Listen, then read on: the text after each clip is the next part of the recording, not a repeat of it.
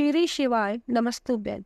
स्वागत है आप सभी का भक्ति सागर चैनल में। दोस्तों, आज हम पशुपतिनाथ व्रत विधि लेकर आए हैं। पशुपतिनाथ का व्रत सभी मनोकामनाओं को पूर्ण करने वाला व्रत है। यह व्रत सोमवार के दिन किया जाता है। यह भगवान शिव शंकर को समर्पित है। पशुपतिनाथ का व्रत बहुत ही साधारण तरीके से किया जाता है। आज हम इस वीडियो में हम पशुपतिनाथ व्रत के बारे में संपूर्ण जानकारी देंगे, जैसे कि यह व्रत कब करना है, किस बार को करना है, क्या क्या पूजन सामग्री चाहिए, क्या क्या नियम है और कब करना है। अंततः वीडियो के लास्ट तक बने रहे। पशुपति व्रत नाथ किस दिन करें?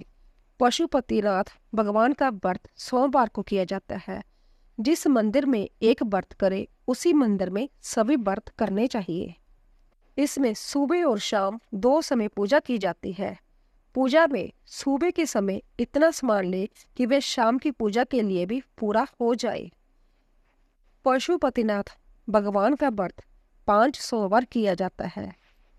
इसमें पूजन सामग्री होती है जल, चरामित, बेलपत्र, पुष्प, धतूरा, फल, चंदन, चावल, कलावा, जनेऊ, गुलाल, साबुत मूंग, काली तिल, जो दीपक आदि। वैसे आपके पास जो भी सामग्री उपलब्ध हो उसी से आप पूजा कर ले, लेकिन शाम की पूजा के लिए 2 सामग्री की आवश्यकता होती है। शाम की पूजा के लिए वही थाली लेकर जानी है और मीठे का प्रसाद बनाना है। प्रसाद में आप हलवा या खीर बना सकते हैं। प्रसाद बाजार से नहीं लाना है, घर में ही बनाना है। और प्रसाद को इतना ही बनाए जितना आप मंदिर में ले जा सकते हैं। घर पर छोड़कर नहीं जाए, उसमें से किसी को खाने को भी नहीं दे। और 6 दीपक लेकर जाने हैं। सुबह शाम की पूजा कैसे करें? सुबह की पूजा आप शिव मंदिर में जाकर रोजाना की तरह करें और थाली को घर पर लाकर रख दे।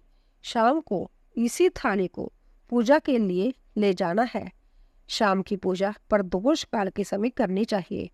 घर का बना प्रसाद जैसे हलवा या खीर एक पात्र में रख लेना है। घी के 6 दीपक लेने हैं। सातवां कोई भी दीपक या बत्ती नहीं लेनी है। सबसे पहले 6 दीपक हमें मंदिर में जमीन पर रख लेने हैं और दीपक के नीचे कुछ चावल या पुष्प रख लेने हैं, क्योंकि दीपक खाली जगह पर नहीं रखते हैं। इनमें से 5 दीपकों को प्रज्वलित कर लेना है। 6ठा दीपक हमें प्रज्वलित नहीं करना है, लेकिन थाली से जमीन पर जरूर रखना है। फिर प्रसाद को भी किसी दोना या पत्तल में 3 हिस्सों में बांट लेना है। तीनों प्रसाद के पात्रों को भी जमीन पर रख लेना है। फिर आप अपनी पूजा करें। आरती के लिए नीचे रखे दीपक में से ना उठाएं, आप वैसे ही आरती कर सकते हैं। या फिर आरती के लिए आप कपूर लेकर जा सकते हैं, उसी से आरती करें। व्रत करने का संकल्प ले और अपनी मनोकामना भी शिव शंकर से कहे। प्रसाद के एक हिस्से को अपनी थाली में रखे, 2 हिस्से मंदिर में ही छोड़ दे। बिना प्रज्वलित करे दीपक को भी अपनी थाली में रखे और घर पर ही आ जाए।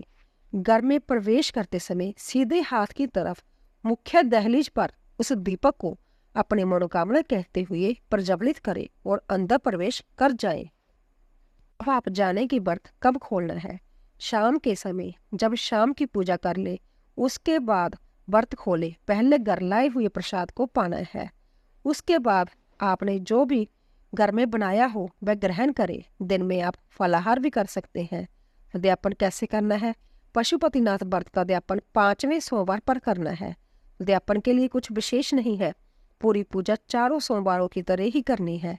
बस हमें एक नारियल और 108 कोई भी वस्तु लेनी है, जैसे बेलपत्र, मूंग, चावल, पुष्प, जो भी आपके पास उपलब्ध हो वो ले लेना है। या फिर मनोकामना अनुसार कोई भी 108 वस्तु ले सकते हैं।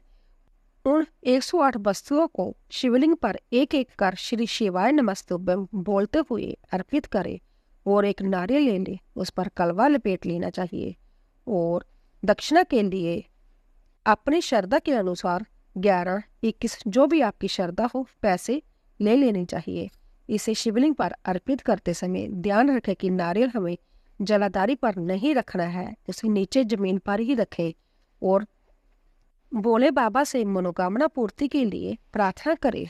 बाबा 3 महीने में आपकी मनोकामना अवश्य पूरी करेंगे और इसी तरह आपके पशुपतिनाथ व्रत संपूर्ण हो जाएगा। दोस्तों, कुछ लोगों का प्रश्न होता है कि क्या व्रत बीच में छोड़ सकते हैं? तो दोस्तों, अगर आपको कोई काम आ जाए, आप व्रत को छोड़ सकते हैं। कोई विशेष परिस्थिति ना हो तो साधारण व्रत अवश्य रखें। तब आप दिन में भोजन कर सकते हैं, लेकिन उसे पशुपतिनाथ व्रत में नहीं गिना जाएगा। अगर आपका उस दिन कोई चौथ या अन्य कोई व्रत आ जाए तो यह व्रत नहीं गिना जाएगा। अगर आपकी सुबह की पूजा हो जाए और शाम को भी राजसवला धर्म आ जाए तो भी व्रत मान्य नहीं होगा। इस तरह आप सभी नियमों को धारण करते हुए पशुपतिनाथ भगवान का व्रत करें।